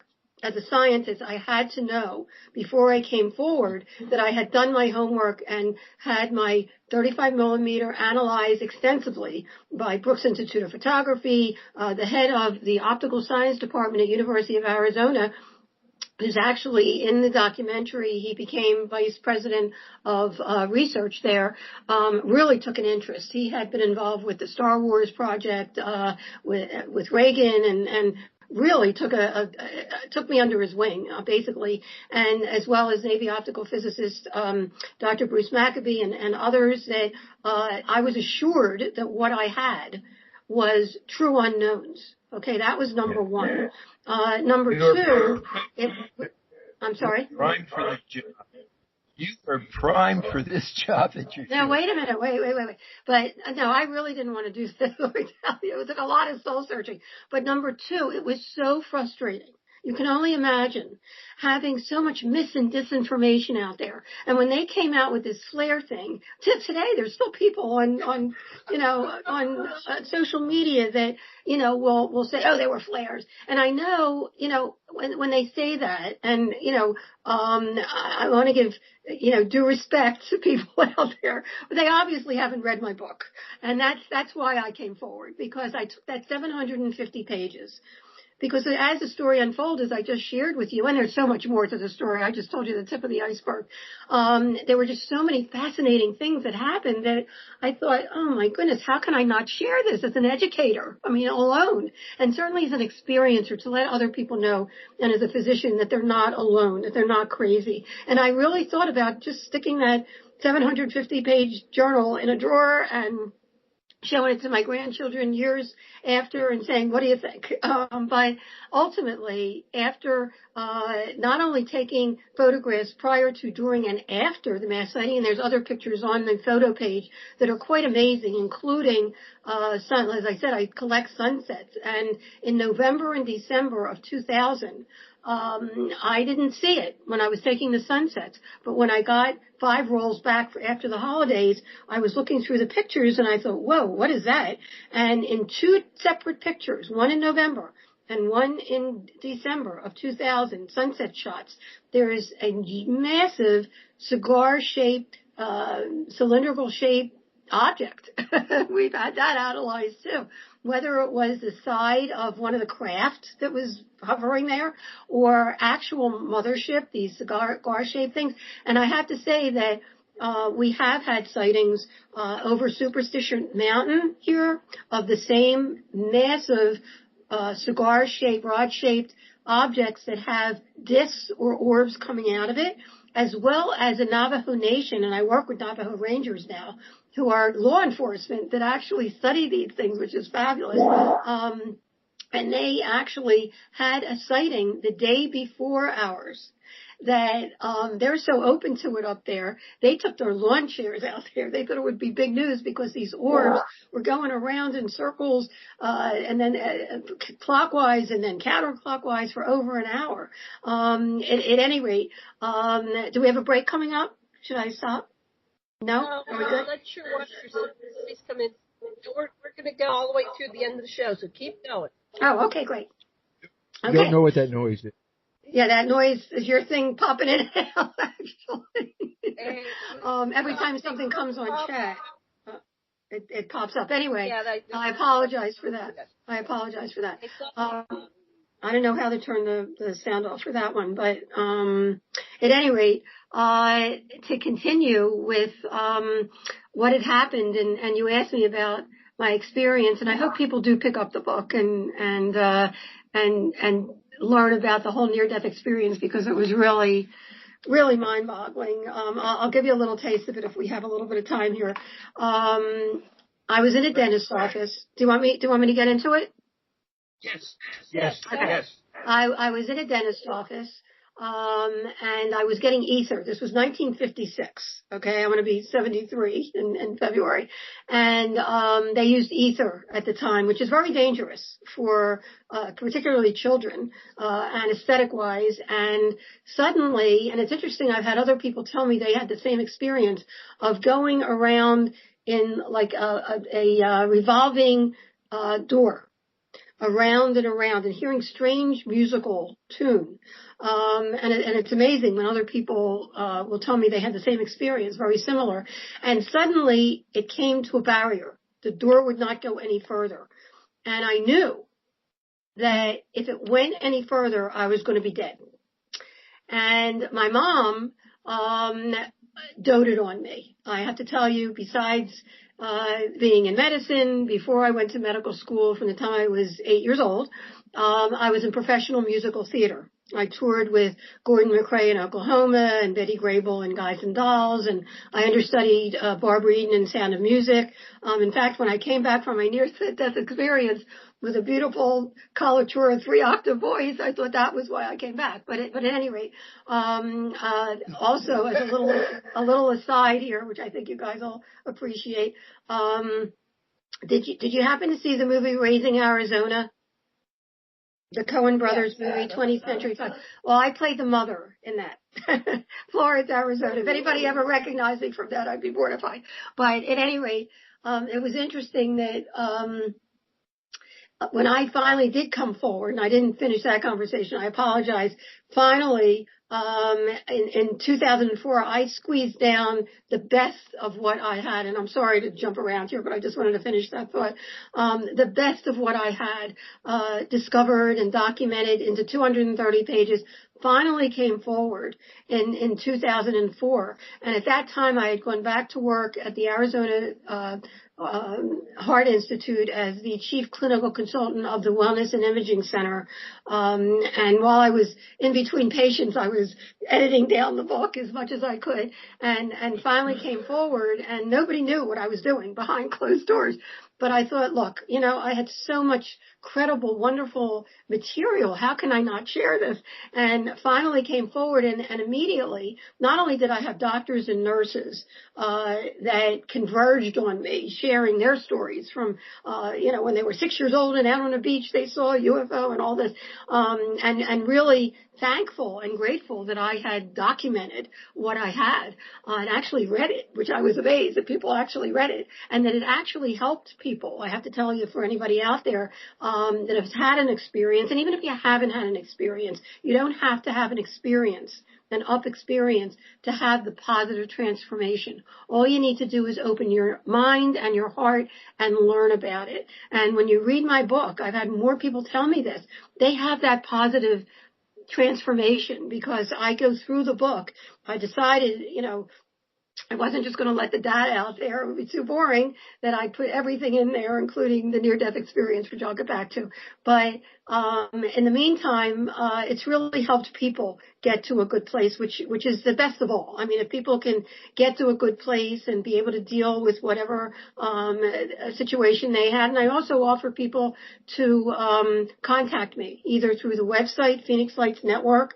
There's a contact at the top, or through the Phoenix Lights Network Facebook page to message me as well. I take confidentiality very seriously, but I think it's really important to not let whatever your experience fester, and a lot of people are afraid to talk about it. But not only did I have doctors and nurses take me aside, but I had filmmakers contact me who wanted to do a film about it. And as much as I wanted to, in fact, one of them was Steve Lant, who ultimately I collaborated with, who had graduated from Brooks Institute of Photography, where I had a number of my data analyzed and authenticated. And his father is a doctor here in Phoenix, and he was coming in May or in June, and he said, let's start filming. And I said, whoa. I said, first of all, I stayed anonymous for 7 years.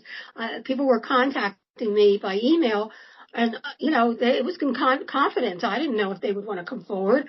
And the professors that I was meeting with could lose their license, could lose their grants if they at the time mentioned UFOs. I said, I don't know if people are going to come forward. And every single one, except one who came aboard later, said absolutely they would do it, which was a little bit of a sign. But then, and I also said to Steve, I said, hey, I'm working 7 to 7 at the Arizona Heart Institute doing radio programs like this into the night. On the weekends, I was doing Borders and Barnes & Noble book tours. And a couple saw me at one of the presentations and actually had their private school here, a very wonderful private school here. I couldn't believe they invited me to come to the school to speak about this, and they actually let me in the door. And there were 200 middle school children. Now, this has really got to me, that you could hear a pin drop. And I realized for the first time, oh my goodness, there is nothing in our history books about this topic. And these guys, they couldn't get enough. They couldn't stop clapping when I was finished. They thirst for this knowledge. So I said to Steve, I said, fine, let's call the people and see if they'll do it. They said they would by June. We were in the thick of production. I had to make a decision. Either I was going to leave my wonderful job at the Arizona Heart Institute or finish the documentary or not. And you know where I went. So I decided to continue and finish the documentary. We won over a dozen International Film Festival awards, which we're very proud of, especially it's a real grassroots effort, okay? A real heartfelt grassroots effort and a gentle overview of the topic, so that people can not only learn about the Phoenix Lights a bit, but also about the fear factor, also about how important it is to come forward, a little bit of the history, how it affected people. But, it's not just for people that are into the topic. I wanted to get something out there for people, particularly that weren't into the topic, so they could maybe open their mind and their hearts a little bit more and read the book, because the book is much more of the story, including my near-death experience, going back to the near-death experience. While I was hitting this door, that I knew in my heart of hearts that if I went any further, that I would be dead. And as I said, my mom was doted on me, and I didn't finish with Raising Arizona, which I will. But I knew if I died, she'd be devastated. And I kept thinking, I can't die for her. And I went through a very short life review, but I could see her being devastated if I died. And suddenly I shot up above the earth. It was very peaceful. I was in a panic mode. And suddenly it was very peaceful. I was floating in the clouds and noticed these huge, massive, maybe they were just 10 feet tall, but giant, 3 giant beings in glowing white robes above me. And as I said, they had hoods over their head, and I tried to see their faces, but I couldn't see their faces. But I felt they knew who I was. And it looked like they were looking down on earth, and I turned my head, and it was as if I had a telescope, a high-powered telescope that could see everything that was going on down there. And again, this was in 56. So I was seeing kids doing, making chalk, hopscotch on the sidewalk. I saw a milkman delivering milk at the door. I saw a man, with his, little shop putting out a sign saying that it was open. But what was unbelievable, and again, I was so protected and naive. at the time. But here I knew what was going to come next. And I thought, wait a minute. How could I know what's going to come next? And then I thought, well, wait a minute. These beings are looking down on Earth. And does that mean that we don't have control over what comes before us? And I thought, well, wait a minute. We might not have control on what comes before us, but we do have control over what we do with that situation, how we treat that person. If we blow an opportunity off, if we are angry with somebody and then they go home and, like I said, like a pebble in a brook, your actions are very, very far-reaching. I mean, that's very profound for an 8-year-old to realize. And then I thought, well, wait a minute. If we don't have control over what happens to us, we do have control over what we do with that situation. Wait a minute. Then does that mean that these beings are looking down and giving us a stimulus and watching what our reaction is aren't human beings, but an experiment? And with that thought, I hear a magnanimous male voice. This is like it happened yesterday. Say, it's not your time. It's not your time. You have to go back. There's a reason you have to go back. And suddenly I was in my body. I was actually, the nurse and the dentist were frantic. They asking me if I was okay.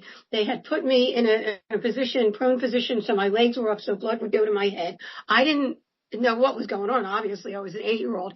They never told me that anything happened. They never told my parents. They would have gone ballistic, obviously. But as real as I'm talking to you now, that's what happened to me, and it felt real. And for weeks after, I didn't talk to a soul. I never told my parents what happened. I never told a soul until I came forward in 2004 with my book, okay, and shared my near-death experience in my book. I thought it was important to let people know that not only are we not alone in the universe? And that's what the Phoenix Lights did, really, was to touch one person at a time and let them know that we're not alone, but also to wake us up, which I was as a child, to the positive potential we have as human beings. We have so much more potential than the reality cube that we're told that we're in.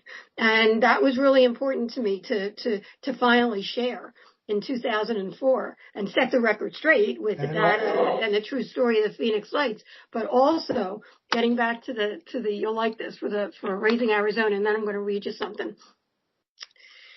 Somebody came up to me after I came forward, and this, again, is in the late 2008, 2009, at one of the conferences, and said, there's a reference to your character in Raising Arizona, which actually came out in 87, 10 years before the mass sighting, and UFOs. And I said, really? I didn't even remember. And I went back to look, and anybody that's seen the movie, or if you see it, it was on recently, actually on, I think, HBO. But if anybody doesn't know the story, it's a black comedy, where Holly Hunter and Nicolas Cage, the stars in it, are phenomenal. And Florence McDormand and John Goodman. I mean, the cast is stellar. But anyway, Nicolas Cage and Holly Hunter cannot conceive. And the Arizona family, Mr. and Mrs. Arizona, and I was Florence, Arizona, have quintuplets. So they feel that they can miss one of the quintuplets and they kidnap one of the babies. And after they do, there's a press conference in front of our home.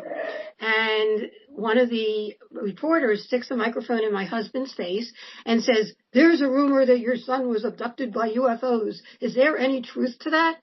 And my husband says, oh, please, son, please don't print that. If his mama reads that, she'll lose all hope, which is totally opposite to the way I feel.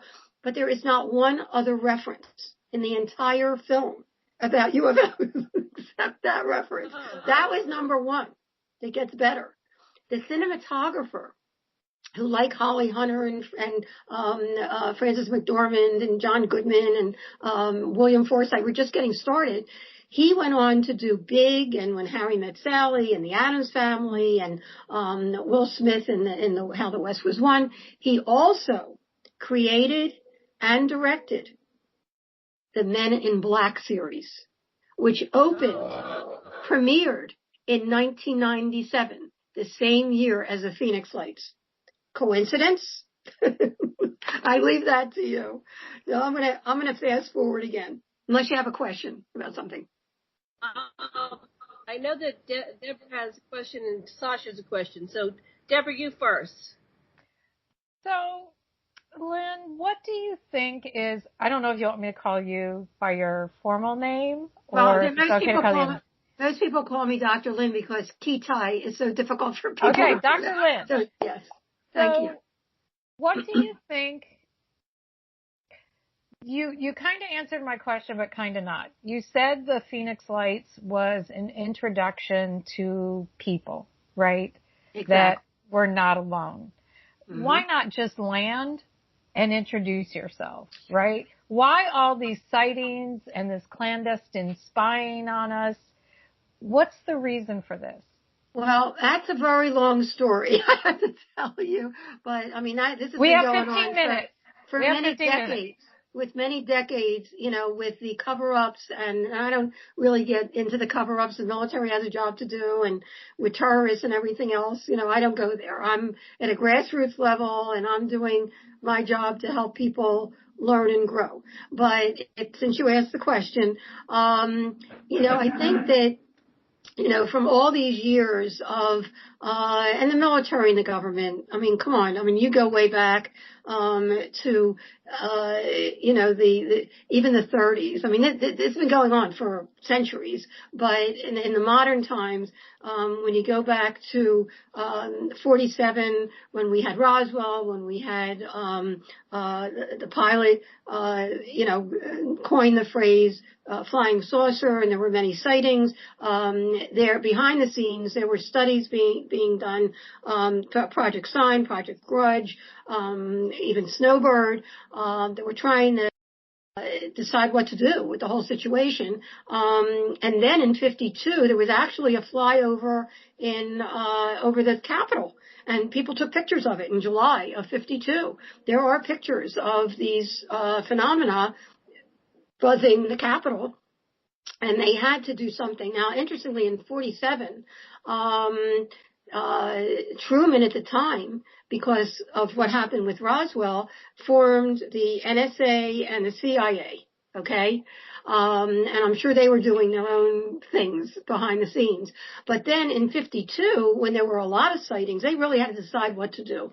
And what's called the Robertson Panel was formed, which was the top classified, top classified. And give me a heads up when there's 5 minutes to go, okay? Because I want to read you something. But anyway, the Robertson Panel had to decide what to do, and what they decided, because if you remember in 38, there was a radio program, War of the Worlds by Orson Welles. Mm-hmm. I don't know if you remember that, but it was a radio show, but people took it seriously that we were being invaded, and people freaked out.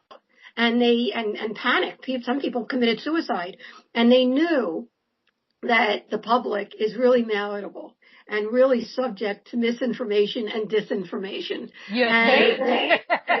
Yeah, right. And now we see it more than ever. But at any rate, at that time, they decided that anybody that saw something, they would debrief and, of course, say it was either a mirage or conventional or swamp gas or whatever. If somebody did come forward, they would try to discredit them. This has been going on for many, many decades, okay? And if they were military and tried to come forward, I mean, there's people that have had unfortunate things happen that have been very suspicious. So this has been the modus operandi for decades. So whoever did this, and I don't know who they are. I say all the time, I don't know who they are. I only know that it is. And then it's time we get this out in the open and address it, accept it, and study it so we can find out who's driving these things and move forward in our own evolution. Are they interstellar? Are they interdimensional? Which, of course, in my own experience, they were interdimensional. Are they time travelers? Are they here? I mean, we know that there's submersibles, and now they're seeing lots of strange things coming out of the ocean, and certainly there's enough of the ocean around our planet that they could be hiding here for centuries. And even the Antarctic, they've been talking about that as well. So, whether they're here already and they wanted to show themselves or they're from outer space, I mean, we know now with the Kepler and the Spitzer telescopes that there are billions of other galaxies along with our one Milky Way galaxy, all with trillions of stars, with planets around those stars. And when a star bursts, it sends out organic materials. We know that the ingredients of life are out there: nitrogen, oxygen, hydrogen, organic materials, amino acids. We are stardust. It's called panspermia, when all those organic materials go all over the universe. And when you look at our one Milky Way galaxy as being 14 billion years old, is estimated, and our solar system is a very young solar system. It's only 4 to 6 billion years old. There are now scientists out there that are postulating that there could be intelligent, sentient entities out there billions of years ahead of us. And even if they're a couple hundred years ahead of us, I mean, a little more than 100 years ago, we were with a horse and buggy, for goodness sake. And it's only the last 50 years or so that we have come so far. And of course, a lot of people in the topic believe that the crashed ships have been back engineered, and that's how we got so many things that we have today with laser and even Velcro and chips and all that kind of stuff. I will just leave that out there for other people to decide. But the point is that I think that whoever did this had it and felt that it was time for people to know that they exist, whoever they are, that they're here, and in a non-threatening way. Again, there was not one credible report in over 25 years now of harm, threat, or abduction associated with these phenomena. Can't talk for other things, but I can about the Phoenix Lights. And if anything, they touched each person, one person at a time, and woke them up, to answer your question, not only to their presence in a very gentle way, but also to the fact that we're not alone in the universe. It's not a belief anymore. It's a knowing that we are not alone. And I want to share one thing before we finish. Do we have a little bit of time? Yes. Okay. Okay, and then maybe we can get to another question. I hope that I answered that for you, because again, we have so much potential, and we are spiritual beings, and that's another thing that they've tried to wake us up to. And one thing that I learned after the mass sighting, the month after the mass sighting, there were a number of paranormal things that happened. Not only did I go out on the balcony and ask for guidance, and I also said, please give me a sign. This is real. And some of the pictures, by the way, and I talk about that in the book that you'll see on the photo page, have very interesting stories with them as well. But at any rate, I went inside and something happened that really convinced me that this was real and that we do go on. And by the way, in the latest edition of the book, I share another picture that my older son, who is an attorney and was the one that said, Mom, you better not come forward. They're going to find out it's military and they'll think you're an idiot. Once he took this picture, it opened up a whole new world for him of my mom, who again doted on me, and she would have found a way. She went through nursing school in a wheelchair with crippling juvenile arthritis and became head nurse at the Einstein Premature Nursery in Philadelphia. And I wouldn't be who I am if it wasn't for her. And she was very close with my older son, the firstborn. And he took a picture of the first pet that he got, a Siamese kitten, when he got it home. He got it on the day, the 10th anniversary of her passing.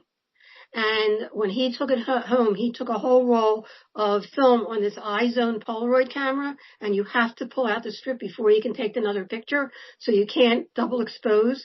And in the middle of the roll, there is an arm with a hand in front of the kitten's face, a translucent hand, and it's my mom's hand. We have pictures that verify it. She had a very arthritic hand, and there's much more to that picture that I won't ruin for anybody that reads the book.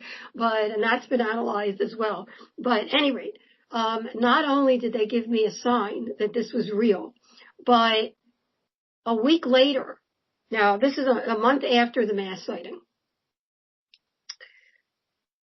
there was a daylight sighting that a couple out in Buckeye actually got pictures of a triangle of three lights, but it was a daylight sighting.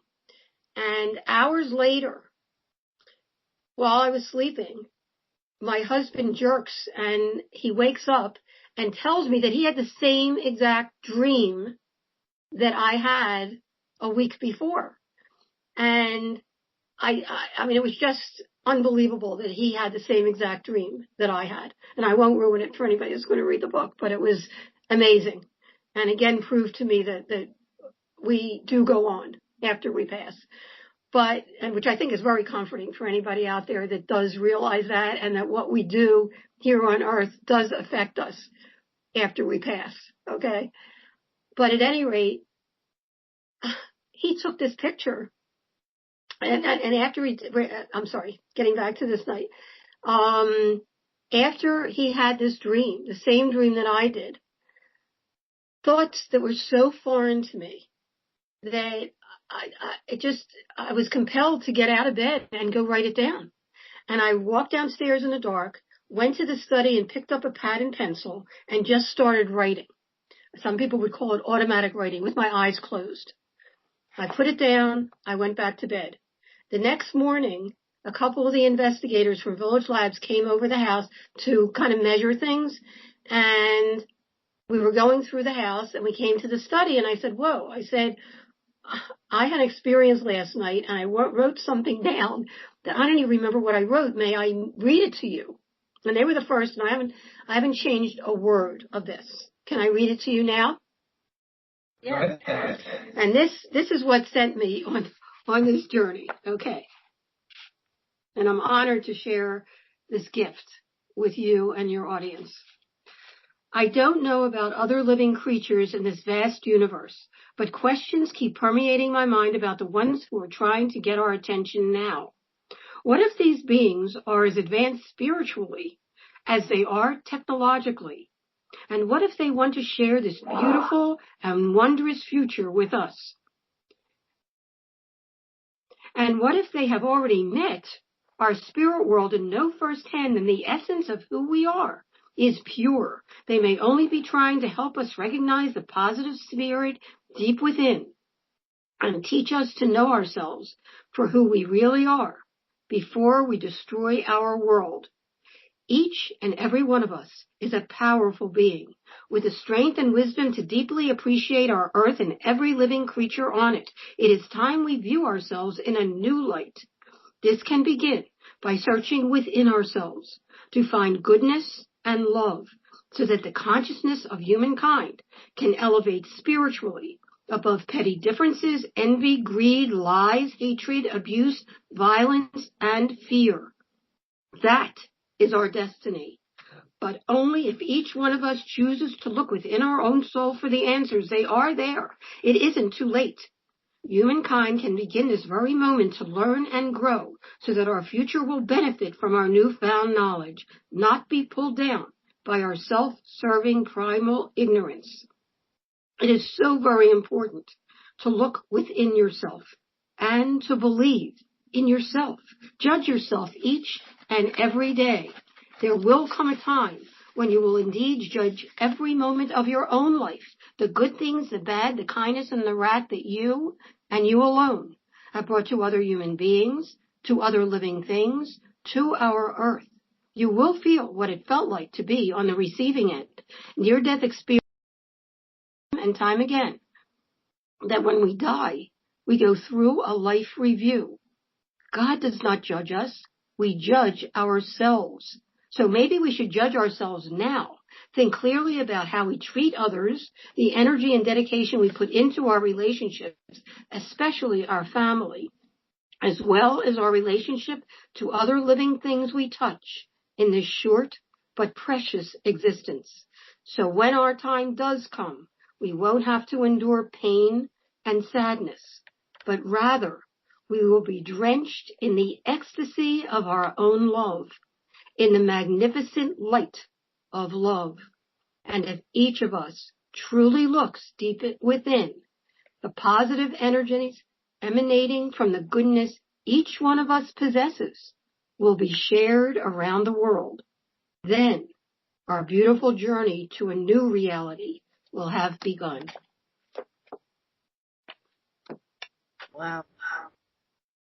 Very true. And I've been searching for the meaning of that since I wrote it, and that's brought me here to you. I am so honored and feel blessed.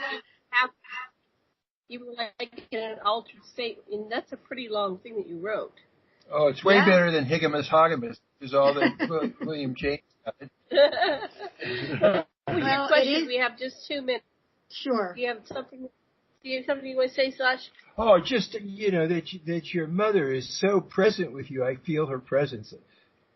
Well, I wouldn't be who I am if it wasn't for her. I mean, she really had talk about a positive outlook and making the most out of what you have, and your abilities, and everybody can. I mean, that's been one of my main goals in doing my health programs, is to let kids know that each one of us is special. Each one of us has a gift, if not more than one gift, that we can, if we tap into that and really develop it, and have a passion for it. As you can tell, I have a passion for this now.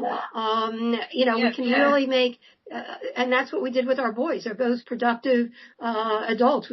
Our younger son went through medical school, and that was one of the reasons I went back to work at the Arizona Heart Institute, and he's a neurologist now. And he was the only one that read the 750-page journal, and he has a heart of gold. He is an angel on this earth, and looked at me and said, "Mom, you have to do this. This is too important not to share, and everything you've done has led up to this from the mouths of babes." So I try to use all the expertise that I've had through the years, and try to make the best of as I can. And now with the book, The Phoenix Lights, A Skeptic's Discovery That We Are Not Alone, in its 4th print. And again, I recommend the ebook because it has colored pictures and live links, but a lot of people like to read the regular book, and I've had a lot of people show me their writings in it as they go through, as well as a documentary. The latest one is The Phoenix Lights Beyond Top Secret. We have astronaut Edgar Mitchell and 911 police operator. And also I'm working on a curriculum. And if you look at your webpage, you'll see the Phoenix Lights, UFOs and crop circles activities graphic novel coloring book, The Adventures of Sue FO Field Observer and Hugh FO. It's a 150-page book that is just packed with things for young and old alike. Dr. Mitch, that's time. Thank you